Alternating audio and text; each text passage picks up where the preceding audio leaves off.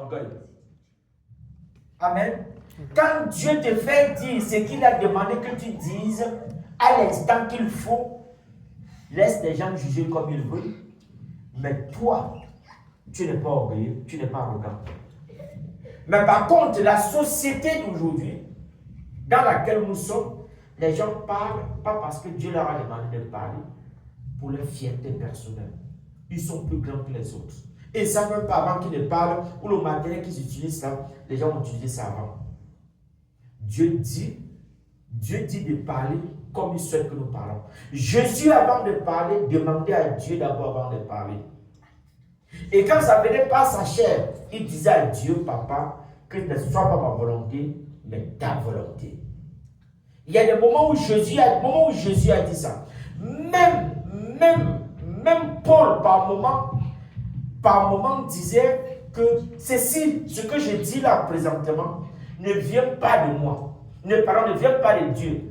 Mais ceci vient de mon expérience, de ce que je connais. Je marche avec Dieu tout le temps. Mais alors, par rapport à mon expérience, je peux vous conseiller de faire un certain nombre de choses. Ça ne vient pas de Dieu. Je n'ai pas reçu ça de Dieu. Mais par contre, il y avait des moments où il disait que ce que je vous dis là, ça vient de Dieu. Amen. Pourquoi tu dis ce que tu dis? Ça vient de Dieu ou ça vient de toi? Alors si ça vient de toi, il faut faire attention. Dans ce monde où la promotion de soi, l'orgueil sont trop valorisés, nous devons apprendre à faire la différence, c'est-à-dire faire tout. La différence, c'est déroger, marcher la différence dans ce que nous disons, de ce que Dieu veut de nous. Est-ce que tu poses toujours la différence, c'est toujours se poser une question. Est-ce que ce que je dis là régit le cœur de Dieu? Oui, il régit le cœur de Dieu, frère. Est-ce que ce que je dis régit le cœur de Dieu? L'humilité, frère. Apprendre à dire pardon. Et c'est le cinquième point, la cinquième caractéristique pour quelqu'un qui vit selon, qui dit qu'il a réussi, qui veut vraiment vivre, qui aime seulement le Seigneur. Si tu aimes Dieu de tout ton cœur, tu dois apprendre à dire pardon. Pardon. Tu dois apprendre à dire pardon. Tu dois apprendre à pardonner les autres. Tu dois apprendre à t'humilier aussi. Quand on te dit ce qui est vrai, tu dois reconnaître la vérité. Quand tu reconnais tes erreurs, tu dois apprendre à demander pardon. Que ce soit devant tes enfants, que ce soit devant ta femme, que c'est égal devant qui tu aimes, apprendre à demander pardon quand tu reconnais directement que tu as fait erreur. Amen. Que l'orgueil ne prenne pas ton cœur, que l'orgueil ne ferme pas tes yeux, que l'orgueil ne t'empêche pas de voir et de comprendre comme Dieu souhaite que nous comprenions. Alors, nous allons lire Éphésiens 4, verset 32. Soyez bons et pleins de compassion les uns envers les autres. Pardonnez-vous réciproquement comme Dieu nous a pardonné en Christ. Amen. Dit la parole de Dieu. Il dit nous devons être pleins de compassion les uns envers les autres. Oui, frère. Nous devons être pleins de compassion les uns envers les autres. Je ne peux pas te voir en train de périr et venir te raconter les choses qui vont d'abord fendre ton cœur. Jamais. Si je te vois dans les moments difficiles, il me faut avoir les mots qu'il faut pour toi, afin que tu te relèves. Amen. Je dois avoir bien. Si je te vois dans les situations difficiles, je ne dois pas t'abandonner. Je dois apprendre à te parler pour que ça te fasse aussi du bien dans le cœur. Dis le Seigneur. Jésus est venu avec un mot d'amour. Il est venu avec. Il est dit, Jésus est venu, quand il dit je suis venu. Je veux révéler. La mission de Jésus, c'est venir apporter la bonne nouvelle. Jésus est venu apporter l'évangile. Jésus est venu apporter l'évangile. Et l'évangile, Jésus est venu apporter l'amour. Le Seigneur est venu apporter de l'amour. Quand tu revois avant que Jésus n'arrive à Bethléem, à Jérusalem, dans son quartier, c'était la misère. Il n'y avait plus d'espoir. L'espoir était à zéro. C'est là où Jésus vient. Nathanaël a dit à un moment, est-ce que quelque chose de bon peut sortir de Bethléem, Jésus de Nazareth, est-ce que quelque chose de bon peut sortir de Nazareth? De Jésus. Nathanaël, j'ai lu ça la fois dernière, a dit, quand on est venu, il dit que, voilà le Christ, lui-même il a dit que, est-ce que quelque chose de bon peut sortir de Nazareth? Bethléem était un quartier pauvre, de misère. Il n'y avait pas d'espoir. Mais c'est là où le Seigneur est venu. Et le Seigneur n'est pas venu avec un message dur. Il n'est pas venu avec un message pour fendre le cœur des hommes. Mais il est venu avec un message d'amour. Amen. Je suis venu pour ceux-là qui sont en bas. Dieu n'a pas voulu qu'il vienne dans la famille des riches du roi. Il est venu là où personne ne pouvait l'attendre. Et il vient là où personne ne pouvait l'attendre avec un message d'amour. Pas avec un message dur. Pas avec un message qui doit tirer les gens par derrière. Pas avec un message qui doit fendre le cœur des hommes. Non, il est venu avec un message d'amour. Amen. Et Dieu nous appelle à ça. Alléluia. Il dit, je suis venu annoncer l'évangile. L'évangile, c'est l'amour. Je suis venu partager ma joie avec toi. Te donner espoir. Là où tu croyais que tu ne pouvais pas. Je te dis, c'est là où tu vas pouvoir. Amen. Parce que s'il n'y a plus d'espoir, il n'y a plus de vie. Vrai ou pas vrai? S'il n'y a plus d'espoir, si maintenant tu n'as plus d'espoir, tu vas mourir. Là où il y a l'espoir, il y a la vie. Il y a la vie, il y a la réussite. Si tu ne penses plus bien comme Jésus l'a dit, tu dois arrêter de vivre. Qu'est-ce qui te motive? C'est parce que tu crois de tout ton cœur que tu peux réussir. Même là où tu sais que c'est dur, quand tu te lèves là, tu sais que l'espoir, l'espérance, la foi. Jésus est venu avec un message de foi, frère. Les poches sont vides. Il dit que c'est là et là. La foi, c'est fait semblant. Dieu Seigneur demande d'avoir foi en tout ce que nous faisons. De l'espérance en tout ce que nous faisons. Mais pourquoi je vais venir avec un message? Pour te froisser le moral. Pour te montrer que ta vie est finie. Ce n'est pas ça que le Seigneur nous a demandé de faire. Jésus est venu avec un message d'amour pour chacun de nous. Amen. Et nous devons comprendre ça. Dieu dit, tu aimeras Dieu de tout ton cœur. Vous savez ce que ça veut dire, aimer Dieu de tout son cœur? De toute ton âme et de toute ta pensée. Ne permets pas qu'on corrompe ton pensée. Parce que quand ta pensée est corrompue, tu es fini. Satan pour t'attaquer, attaque tes pensées. Ce n'est pas autre chose. Il détruit la vie. Il te fait voir la vie autrement. Il te fait croire que tu ne peux pas. Il a des messages qui vont te pulvériser pour te détourner, pour t'attirer. Et après, mettre ta vie KO. Jésus est venu avec un message d'amour et d'espérance. La foi. Si tu n'as pas la foi est une ferme assurance des choses qu'on ne voit pas, une démonstration de celles qu'on espère. Une ferme assurance des choses qu'on ne voit pas. C'est ça le message d'espoir. Mais une démonstration de celles qu'on ne voit. C'est-à-dire que la foi, c'est que crois déjà que tu as et avance. Et qu'est-ce qu'on va te dire? Et qu'est-ce que tu vas entendre? Et qu'est-ce que tu vas voir? Garde la foi. Garde la foi. Amen. On te dira que c'est dur, personne ne peut réussir là-bas. Dimanche prochain, le message qui viendra va exploser. Le Seigneur va nous aider à faire des choses. Même dans le désert, là où il n'y a plus d'espoir, Dieu peut créer ton chemin là-bas. On te dit que tu ne peux plus. On te dit que tu es vieux. On te dit que c'est fini. Mais Dieu va susciter dans le désert où il n'y a pas d'eau un chemin pour toi. Alléluia. Dieu est grand. Amen. Il est plein d'amour. Dimanche prochain, on verra ça.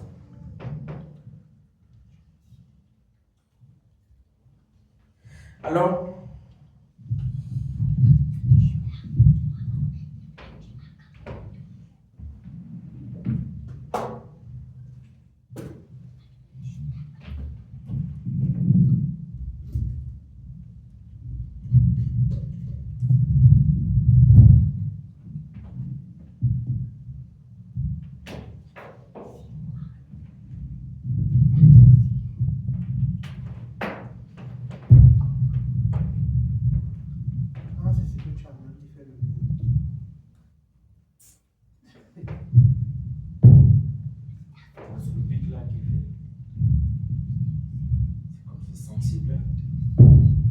So, voilà. Le pardon. Pardonnons-nous réciproquement.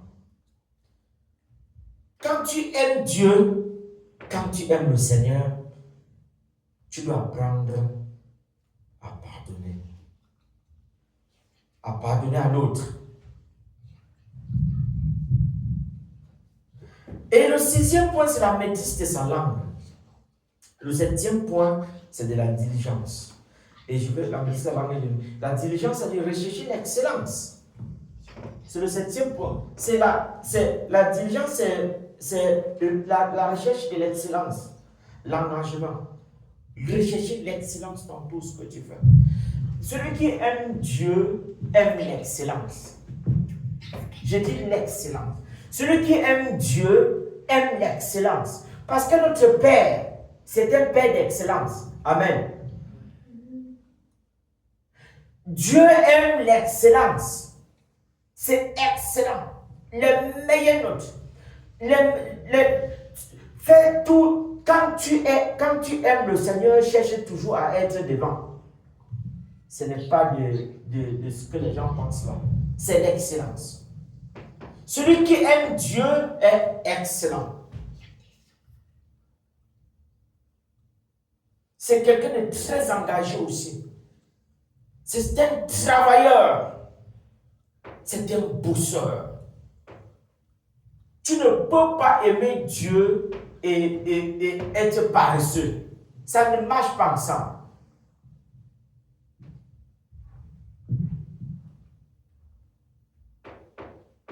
Égale ce que tu fais, égale la responsabilité que tu as. Tu dois travailler avec excellence. Amen.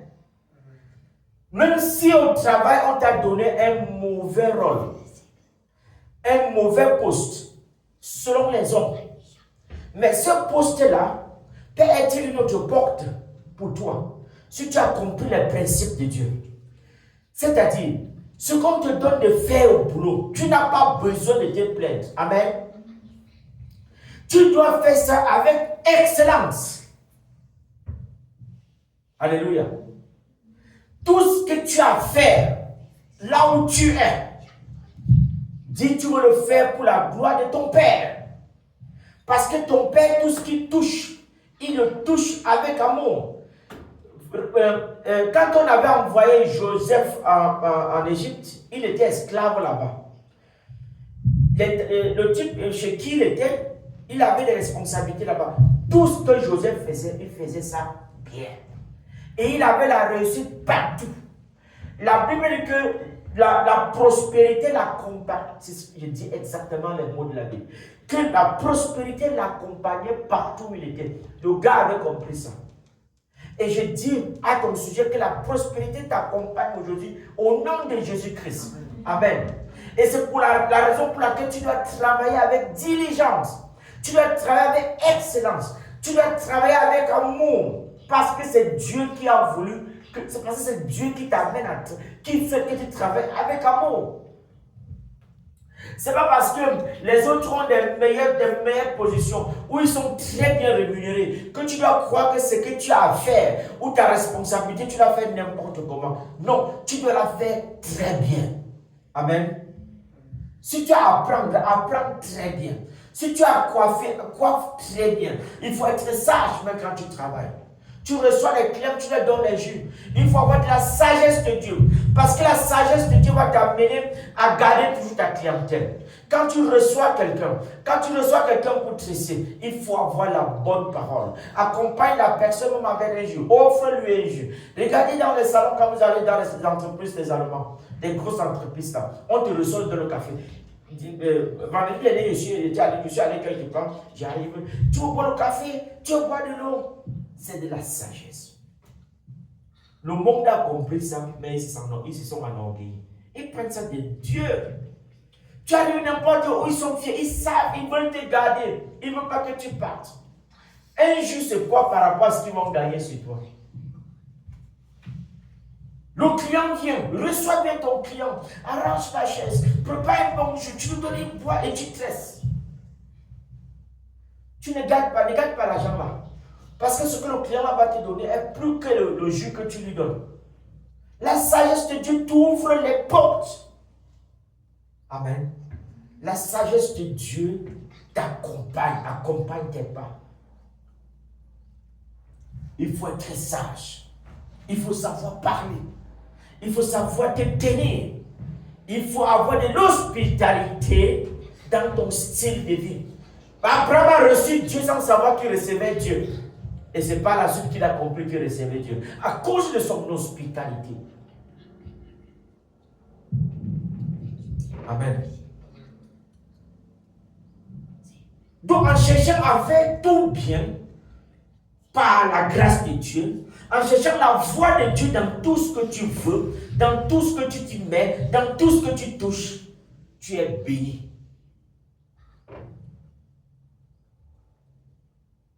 Amen. Alors, on va continuer, parce que j'avais dit cette dimension devait continuer. On va voir aujourd'hui, tout dans le même cadre, on va lire on va ouvrir, bon je ne continue plus, il y a le point 8 qui est l'honnêteté, et après le point 9 qui est faire confiance à Dieu dans tous les moments. En Somme 46, le point 10, voilà, la reconnaissance. Être reconnaissant à Dieu, être reconnaissant en vie. Pas seulement, on n'est pas reconnaissant seulement à Dieu. On est reconnaissant envers tous ceux-là, d'une manière ou d'une autre, ont mis la main sur ce que tu touches. Ont été là présents quand tu as besoin. Même si c'est un conseil, même si c'est de l'eau à boire, ça peut être des choses banales. Mais le Seigneur nous demande d'être reconnaissant en toutes choses. Amen. So, frère, donc le 6e point, on va aller dans Romains 6 au verset 13. Ça, on n'a pas lu la fois dernière. Romains 6 au verset 13. Nous ouvrons la Bible, je vais lire une autre personne. Romains 6 au verset 13 dit ceci. Ne mettez plus vos membres au service du péché comme des instruments de l'injustice, mais au contraire, livrez-vous vous-même à Dieu comme des morts revenus à la vie et mettez vos membres à son service comme des instruments de la justice. Amen. Romains 6 au verset 13. Si tu as trouvé, tu lis aussi.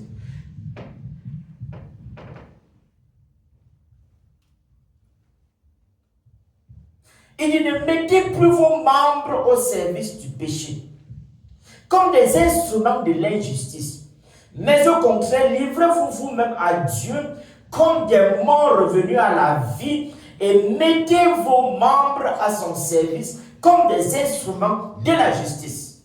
Alléluia.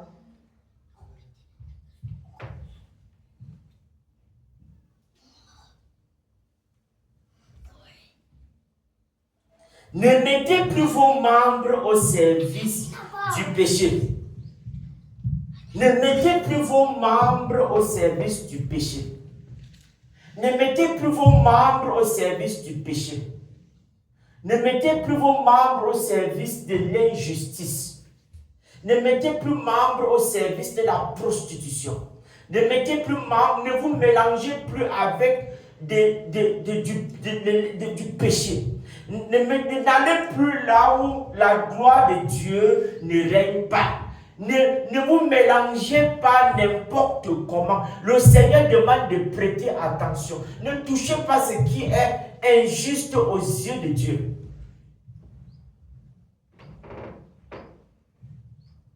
Il dit, ne mettez plus vos membres au service du péché. Ne mettez plus vos membres au service des péchés comme des instruments de l'injustice. Le Seigneur dit de faire attention. De faire attention. Comment utilises-tu tes membres?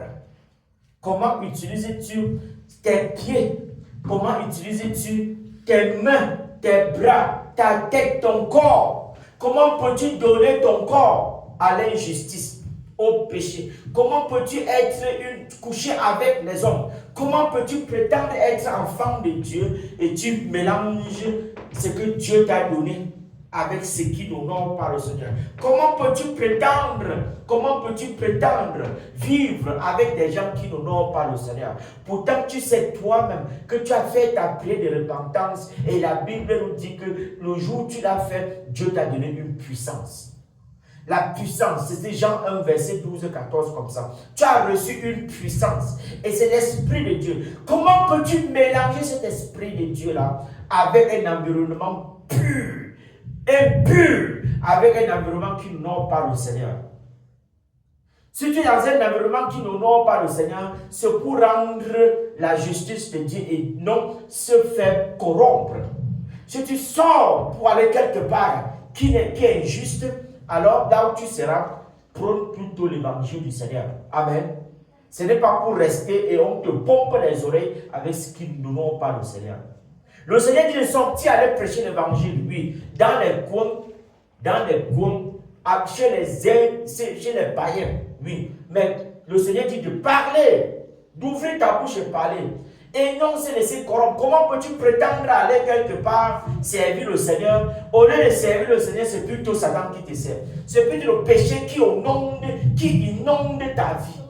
Au point même que tu disais oui, tu te laisses corrompre par ces paroles. Pourtant, tu as dit que l'Esprit de Dieu, pourtant tu reconnais que l'Esprit de Dieu en toi, et tu te laisses fragiliser, tu laisses qu'on froisse le Saint-Esprit qui est en toi. Comment peux-tu accepter? Pourtant tu as les mains, pourtant tu as aussi nos membres, tous tes membres, ta bouche peut aussi défendre ton Dieu. Comment peux-tu laisser l'injustice, laisser le païen aussi longtemps parler? Pourtant tu as aussi la bouche, cette bouche-là, par laquelle l'Esprit de Dieu peut parler. Pourtant, et tu l'as fait. Tu fermes ta bouche, pourtant l'Esprit de Dieu peut parler par toi. Mais tu te laisses corrompre par ceux-là qui insultent le Seigneur. Tu peux aussi parler. Dis aussi quelque chose pour honorer ton Dieu. Même s'ils ne comprennent pas, mais qu'ils sachent que tu es différent. Amen.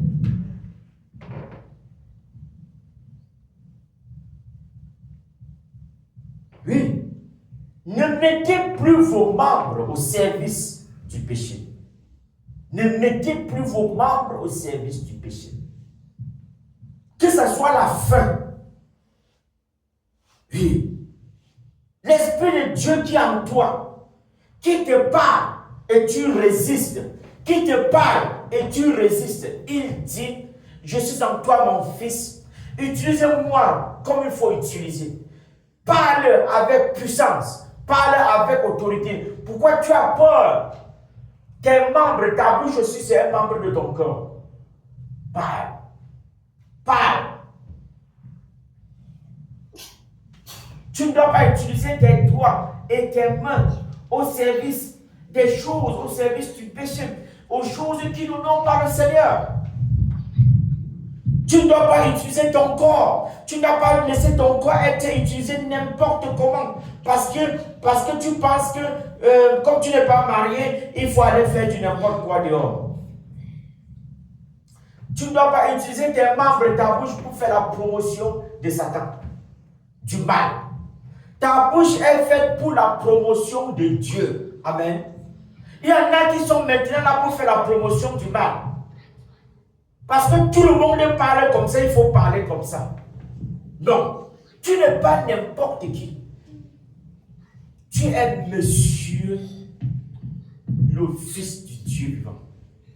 Ou la dame, la fille du Dieu vivant. Tu dois reconnaître ça et être fier de ça. Si tu aimes Dieu, tu dois faire sa promotion. Tu dois défendre les choses de Dieu. Amen.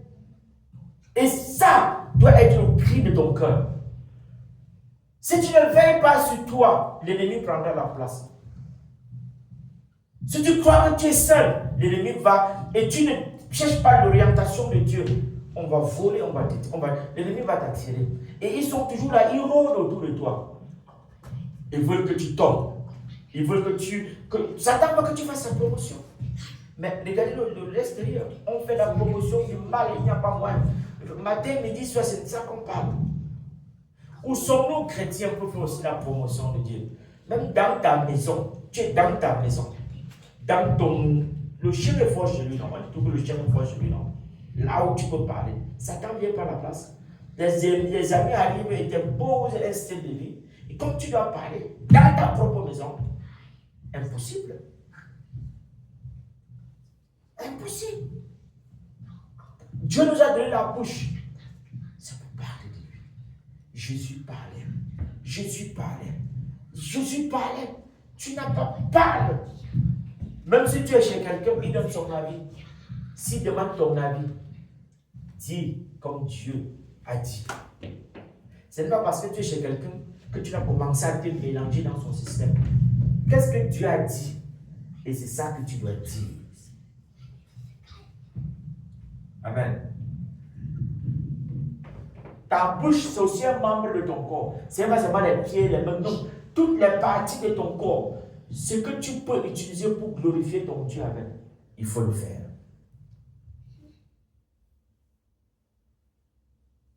Mettez vos membres au service de Dieu, de la justice de Dieu. Alléluia. Alléluia. Mettez vos membres au service de Dieu, de la justice de Dieu.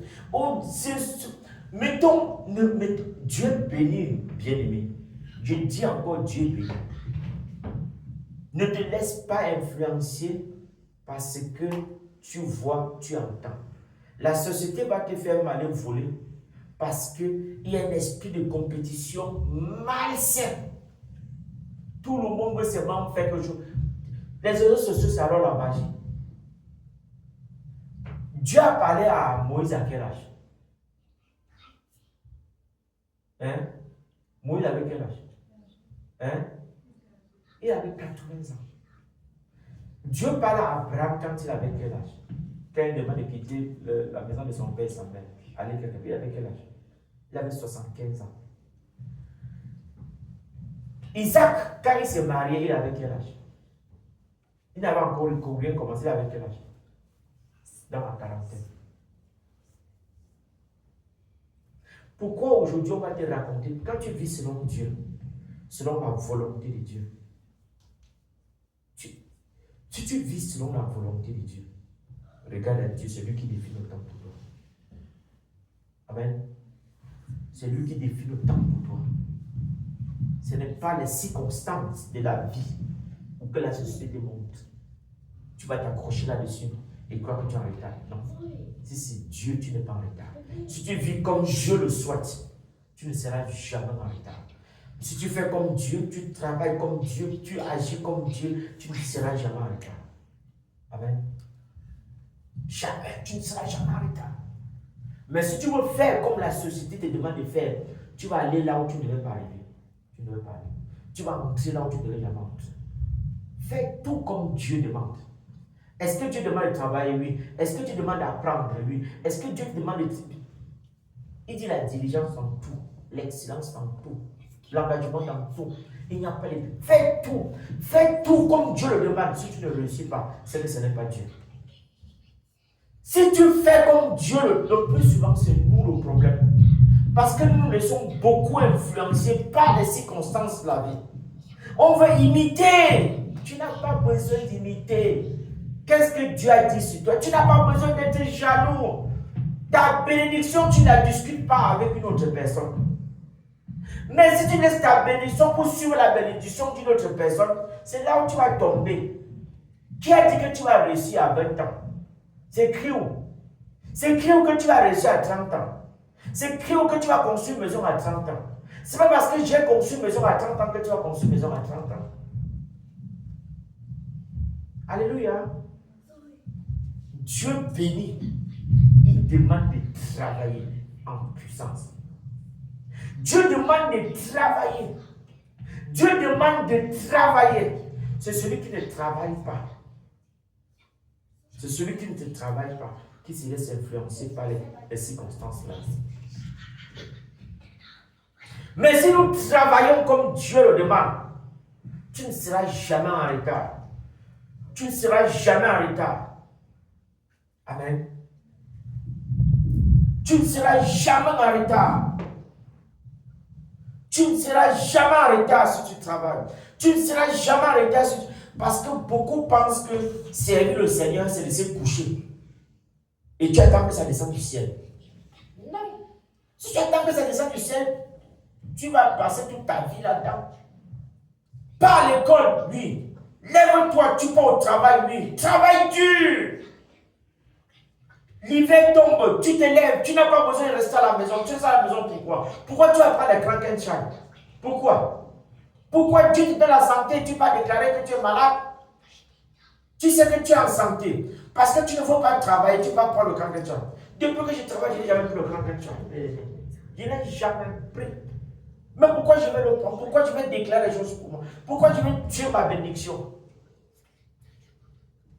Vous avez entendu quelque part dans la Bible que Jésus avait dit que les malades, ils ne sont pas.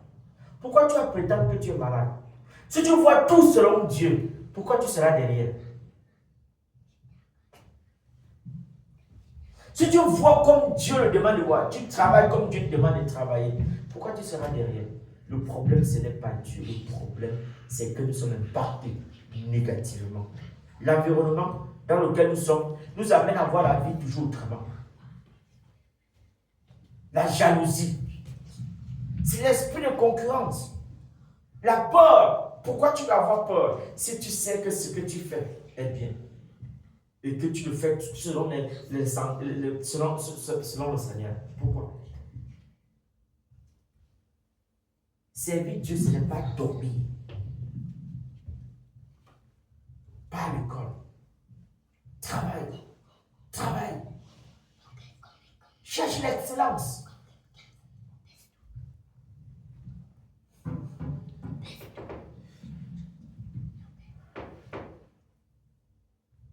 Travaille dur. Ce n'est pas Dieu qui te fait échouer. C'est toi-même. Ce n'est pas Dieu qui te fait échouer, c'est toi-même.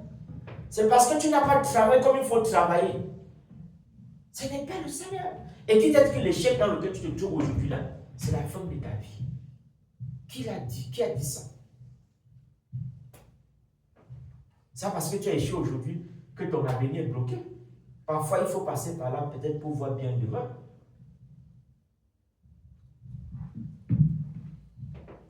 Travaille dur, frère. Travaille dur. Travaille très dur. Travaille très dur. Dieu t'a béni déjà. Il faut mettre dans la tête que tu es quelqu'un de béni.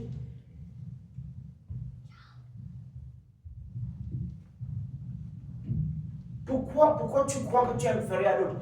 Sur quelle base je vais me mettre pour dire que je suis supérieur à toi? Sur quelle base?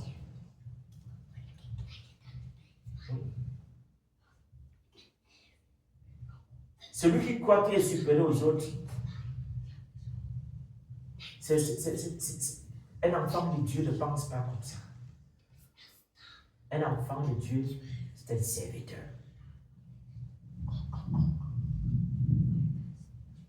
Un enfant de Dieu, c'est un serviteur.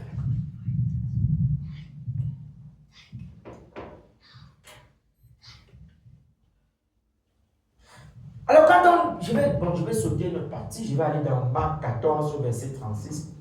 Jésus, à l'approche de sa mort, il dit: Abba, Père, tout est possible.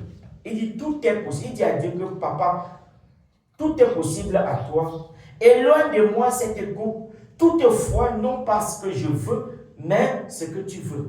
Amen. Regardez ici, Jésus dans une situation où on veut le tuer. Il demande à Papa God que éloigne cette coupe-ci de moi. C'est sa chair qui parlait. C'est sa volonté qui parlait. Le Seigneur dit: tu vas aimer de tout ton cœur, de toute ton âme. C'est sa chair qui parlait. Parce qu'il voyait ce qu'il devait vivre. Ce qu'on lui avait raconté. Arrête. Ce qu'on lui avait raconté. Et il a dit à Papa que Père, éloigne de moi cette coupe. Éloigne de moi ce que je vais vivre. Mais après, il a précisé que tout soit fait selon ta volonté et non la mienne. Jésus avait dit à papa quand d'abord que c'est sa chair, la peur. Je ne sais pas si on lui a appelé sa peur, mais le fardeau, ce qui devait porter, les circonstances qu'on lui avait présentées, par ce qui devait passer, il voit ça trop lourd. Mais après, il a dit à papa que père, que fais ce que tu as dit, le chemin que tu avais tracé pour moi, papa, je vais suivre. Parce que quand nous voulons agir selon nos volontés, quand nous voulons agir selon les circonstances que la vie nous présente, on peut sortir du couloir de notre destinée. Amen. Jésus pouvait sortir du couloir de sa destinée si il n'avait pas apporté à la fin ce qu'il avait dit, mais que ta volonté soit faite et non la mienne. Vous comprenez ce que vous dites, bien-aimé? Le fait qu'il a dit des choses. Il a dit, Seigneur, éloigne de moi de cette coupe. Après, il a dit, mais que ta volonté soit faite et non la mienne. Amen. Donc, nous devons toujours désirer la volonté de Dieu dans tout ce que nous faisons. Imaginez que Jésus était sorti du couloir de sa destinée, on ne serait pas tenté de parler de lui aujourd'hui. Amen. Donc, tu peux croire que ce que tout le monde dit, il faut faire comme tout le monde, et tu as même ce que tu désires là. Mais après, on t'oublie le jour lendemain. Jésus est resté, on parle de lui jusqu'aujourd'hui. On parle de lui jusqu'aujourd'hui. Pourquoi? Parce qu'il avait respecté la volonté de Dieu. Ton histoire peut s'arrêter. Si tu penses que tu dois tout vivre selon tes désirs et non les désirs de Dieu, tu peux avoir, je ne sais pas, tu peux avoir, mais pas forcément que tu l'auras. Mais c'est comme ça aussi que tu seras aussi écarté. Faisons trop attention quand nous pensons seulement à nous et non à Dieu. Le Seigneur dit d'abord lui. Matthieu 6 au verset 33, il dit d'abord les choses de Dieu et le reste nous sera donné par au-dessus tout. D'abord ce qui honore le Seigneur et non pas la suite. Nous, c'est la conséquence du fait que nous aimons le Seigneur. Quand tu l'aimes, tu reçois. La conséquence du fait que tu aimes le Seigneur, tu l'auras. C'est une évidence. Et les choses, c'est tout ce que ton cœur désire, la chair désire. Tu l'auras parce que tu aimes Dieu. Et Dieu va sélectionner ce qui est bon pour toi et pour moi. Amen. Tu fais ce qui honore Dieu, ce qui plaît au corps de Dieu. Et Dieu va te donner ce que ta chair demande selon Dieu. Il sait ce qui est bien pour toi. Il sait ce qui ne va pas te détourner. Il sait ce qui est excellent pour toi. Amen. Donc Jésus avait voulu, Jésus avait dit des choses. Après il a dit, Père, non. Tu m'as envoyé sur cette terre pour que je fasse ta volonté, non la mienne. Et le fait qu'il avait respecté la volonté de Dieu fait en sorte que jusqu'aujourd'hui on parle de lui. Vrai ou pas vrai? Vrai ou pas vrai? C'est ça, frère. Les gens vont te tirer dans des couloirs qui n'honorent pas le Seigneur. Les gens vont t'emmener là où ça n'honore pas le Seigneur. Mais retiens que si tu acceptes ce couloir-là, tu as chié dans la culotte.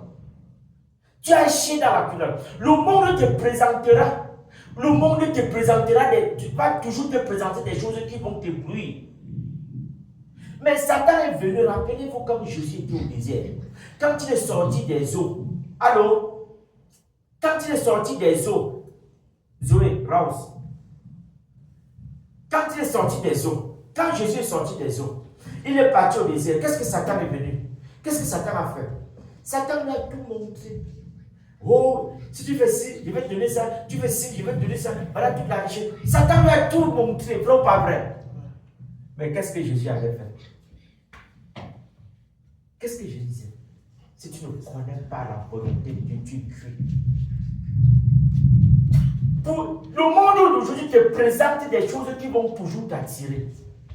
Le système va toujours te faire croire que si tu n'as encore rien fait, tu es zéro. Je dis zéro, c'est ce que le système nous fait croire. Est-ce que Jésus a dit son dernier mot? Est-ce que Dieu a dit son dernier mot sur toi? Mais pourquoi nous ne rentrons pas à la source des choses?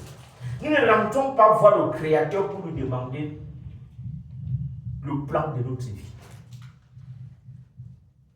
Qui est celui-là qui va dire ce que tu es? Celui qui va dire ce que tu es, c'est Dieu. Amen. Mais il ne t'empêche, Dieu te dit, il faut travailler très dur dans la vie.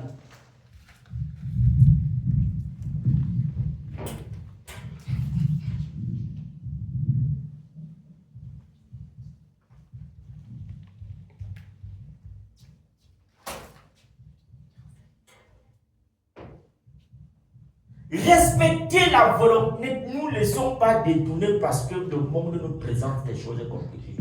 À gauche, il y a la guerre, à droite, il y a la guerre, partout c'est la guerre. Est-ce que c'est ça qui va nous embrouiller?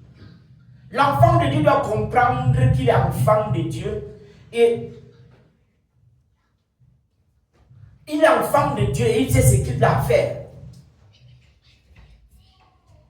Tu ne dois pas te laisser influencer par des secousses à gauche, secousses à droite. Mais qu'est-ce que Dieu a dit de toi? Pourquoi tu es troublé?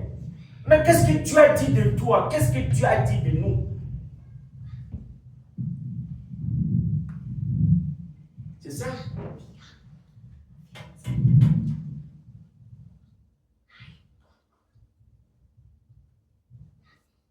La Bible dit ceci dans 2 Timothée 2 au verset 15.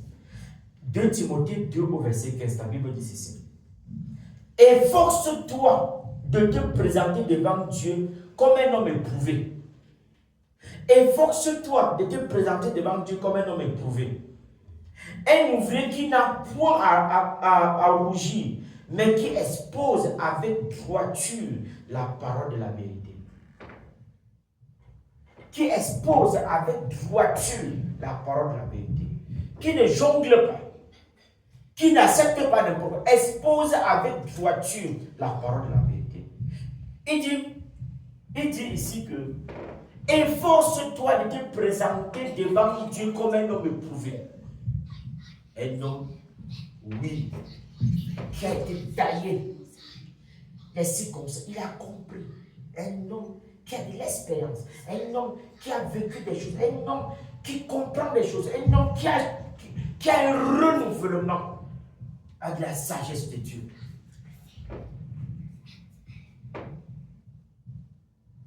Un ouvrier qui n'a point à rougir, mais quand on lui dit ce qui ne l'arrange pas, mais qui reste droit et qu'il apprenne à dire toujours la vérité de Dieu telle qu'elle est écrite. Pas de détourner la parole de Dieu à son avantage, non. À dire comme Dieu a dit de dire. À faire comme Dieu a dit de dire, à évangéliser comme Dieu a dit d'évangéliser. Tu ne te tiens pas devant Dieu seulement quand tu es dans ta chambre. Hein. Dieu est avec toi en tout lieu, en tout temps. Même quand tu pars rendre visite à ta copine ou à ton ami, Dieu est avec toi. L'Esprit de Dieu est avec toi. Tu dois te tenir de dire la vérité, même là-bas.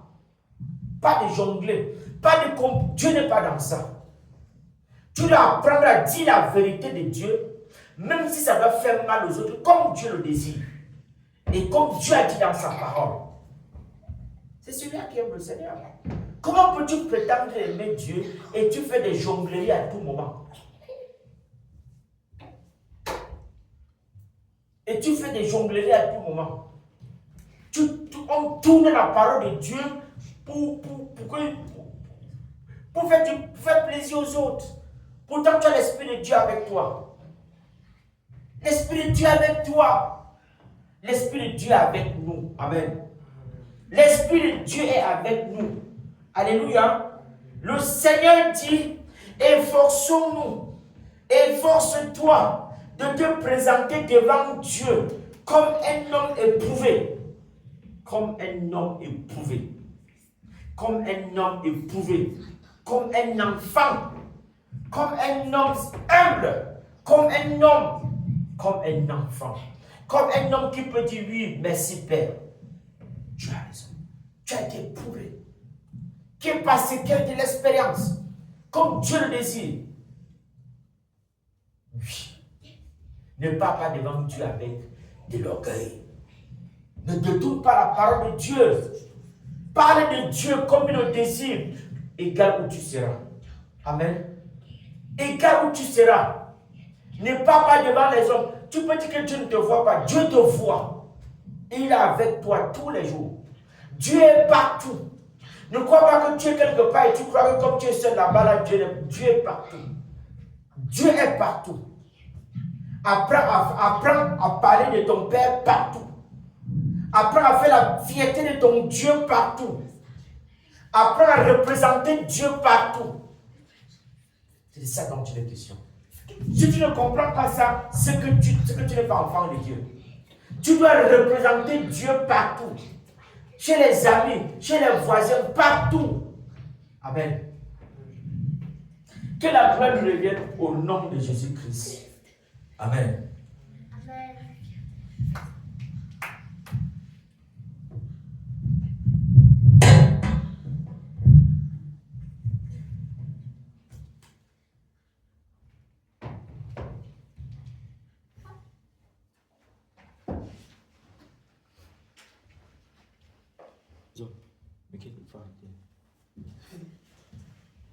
Gloire à Dieu. Est-ce qu'on peut acclamer le Seigneur pour la parole?